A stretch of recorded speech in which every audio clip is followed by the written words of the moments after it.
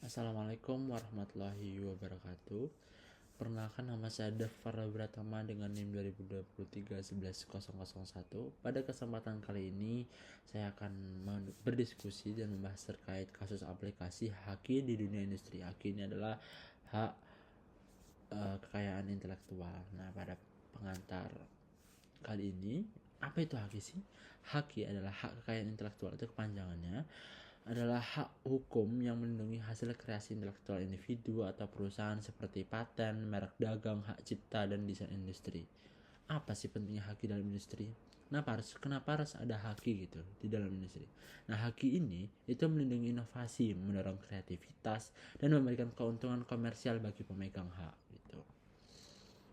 Nah, hak ini ada beberapa jenis, jadi nggak cuma satu jenis doang. Ada paten, hak cipta, merek dagang, dan desain industri. Apa sih paten tuh? Paten ini melindungi penemuan teknologi dan inovasi produk.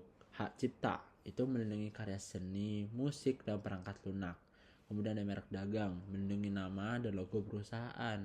Dan yang terakhir adalah desain industri, melindungi bentuk dan estetika produk gitu.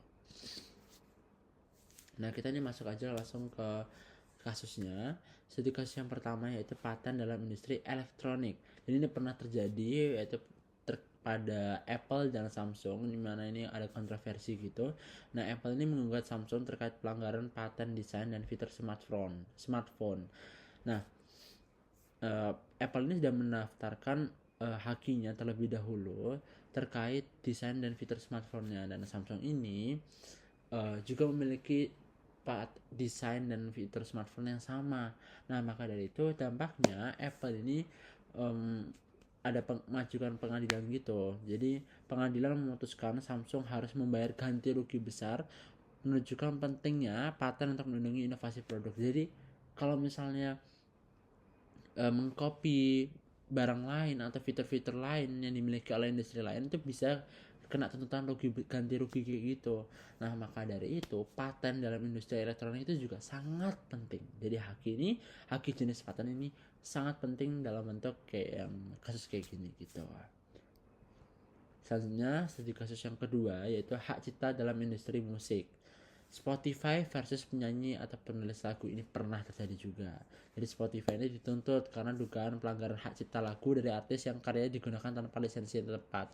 Jadi asal kayak dimasukin aja ke Spotify tanpa seizin si penulis lagunya atau penyanyinya.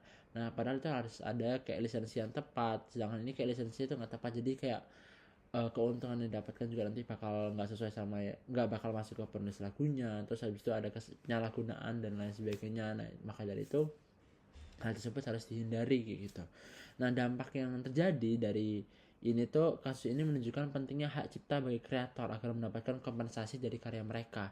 Jadi karya mereka penyanyi ini harus segera didaftarkan ini hak ciptanya, karena kita bisa mendapatkan kompensasi nih kalau misalnya emang itu benar-benar punya kita dan sudah dilegal secara hukum. Nah, nantinya bakal Spotify atau perusahaan-perusahaan industri musik lainnya bakal memberikan kompensasi, dan ini sangat penting untuk dilakukan gitu. Oke, lanjut ke studi kasus yang ketiga yaitu merek dagang di industri F&B. Jadi contohnya misal kepada Starbucks versus kedai kopi lokal. Starbucks menuntut kedai kopi kecil yang menggunakan logo dan nama mirip dengan Starbucks. Kita sering lihat nih di jalan-jalan, kayak banyak banget beberapa toko-toko yang mungkin nggak sama kayak nama aslinya tapi mirip gitu Starbucks. Kayak misalnya ini bukan Starbucks tapi Starbucks atau yang lain-lainnya, mirip semuanya, logo-logo dan nama itu hampir mirip.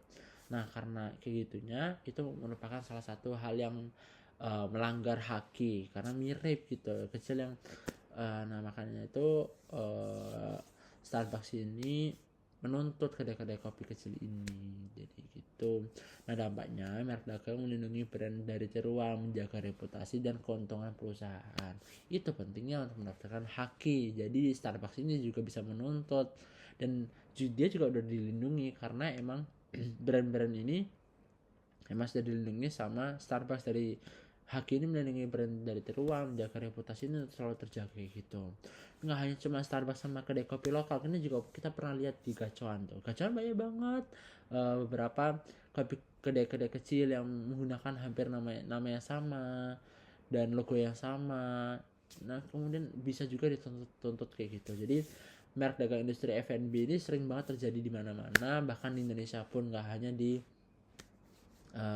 yang level-level kayak Starbucks itu, bahkan kayak level-level yang kayak gacauan juga sering terjadi gitu kan sama kehidupan kita. Terus kayak misal sepatu Crocs, tapi ini yang bahas ini food and beverage sih. Jadi kalau yang ini tuh lebih ke makanan-makanan kayak gitu. Nah itu banyak banget KB-KB-nya gitu yang logonya sama nama-namanya itu mirip dengan logo Starbucks atau dengan industri makanan yang lainnya, industri F&B yang lain gitu. Terus ada studi kasus yang keempat, ini studi kasus yang terakhir terkait desain industri dalam fashion. Christian Louboutin versus Zara ini pernah mengalami kontroversi.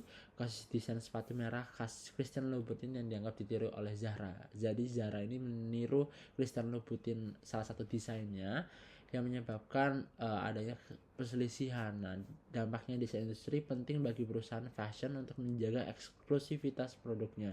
Jadi ada haki dalam bentuk desain industri ini benar-benar menjaga agar bentuk atau eksklusivitasnya produknya itu terjaga dan tidak dikopi yang lain, hanya dimiliki oleh satu tempat tersebut itu saja, jadi nggak dikopi-kopi ya gitu. Nah tantangan haki di dunia Indonesia ini banyak nih. Tingkat pelanggaran tinggi. Kasus pelanggaran haki sering terjadi terutama di industri teknologi dan hiburan. Kemudian biaya litigasi mahal. Proses hukum haki memerlukan biaya yang tinggi. Jadi kadang ada beberapa yang malas untuk menuntut karena emang prosesnya lama, biaya juga tinggi, jadi ya cukup rumit. Kemudian ada pengawasan internasional haki bersifat regional dan perlu kerjasama antar negara karena kan ada beberapa brand-brand itu ya sudah go internasional. Nah kalau misalnya hanya fokus sama yang dilihat di nasional saja sedangkan tidak melihat internasional, yang dimana ada beberapa salah satu brand-brand atau industri lainnya yang mengcopy paste dari brand ini, kalau misalnya tidak dipantau di satu negara itu saja, tidak dipantau di luar negara, maka tidak terjangkau kalau misalnya mereka itu emang mengcopy salah satu industri itu. Jadi emang ini benar-benar harus butuh pengawasan internasional, nggak hanya yang nasional saja gitu. Nah kesimpulannya, perlindungan haki itu penting. Haki melindungi inovasi, kreativitas, dan profitabilitas di dunia industri. Kesadaran haki ini perlu ditingkatkan. Industri perlu meningkatkan kesadaran akan haki untuk menghindari pelanggaran. Dan yang terakhir yaitu mendorong inovasi. Haki menciptakan lingkungan yang kondusif bagi perkembangan teknologi dan produk yang baru. Berikut adalah hasil diskusi kami. Terima kasih. Mohon maaf bila ada salah kata yang telah saya sampaikan. Wabillahi taufiq wal hidayah. Wassalamualaikum warahmatullahi wabarakatuh.